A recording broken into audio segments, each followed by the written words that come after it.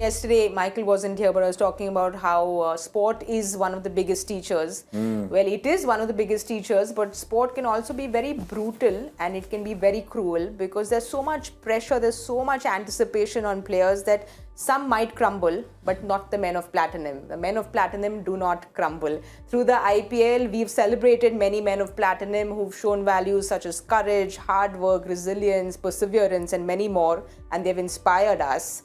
And one such man of platinum today is somebody who's gone through his ups and downs, but he's come out stronger. And I'm talking about the DC captain, David Warner.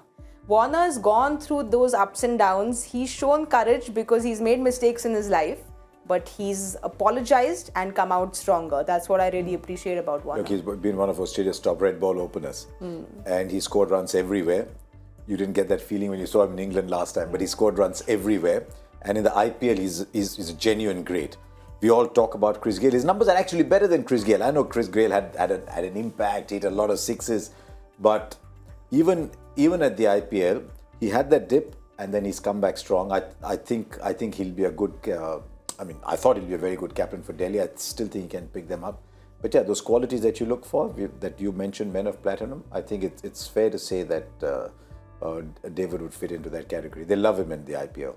You know, Michael, he really has his characters as rare as platinum because he's somebody who was, I can say, at the twilight of his career, not too many people expected too much, but he's come back into that test squad now. So he's... Yeah, I mean, David Warner is a man of platinum. He's got a huge amount of courage, opening the batting in all formats of the game for such a long period of time. There's not that many that really master all the formats. You know, but I think Warner is one of those players that he could, you know, whenever he ends his career, and that I would think his international days might come to an end sooner rather than later. But I'm sure he'll play franchise cricket for a little bit longer. Whenever it finishes, he will be able to look back at his career and say, "Yeah, I was a T20, very good player. 50 over, very good player. Test, very good player."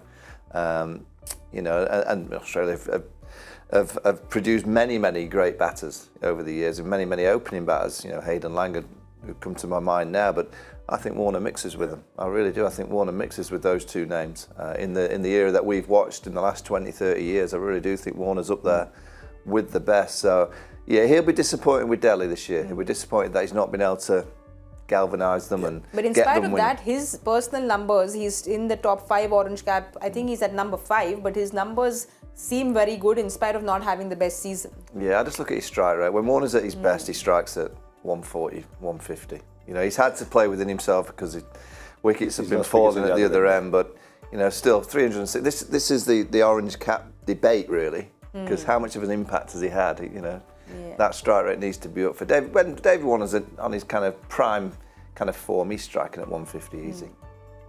Yeah, but well, there's something about David Warner which I find very inspiring, is that he accepts his mistakes. In 2013, he was somebody who was pretty aggressive, if I can say, and it was his wife Candice who brought the change in his life. So thank you, Candice, if you're listening.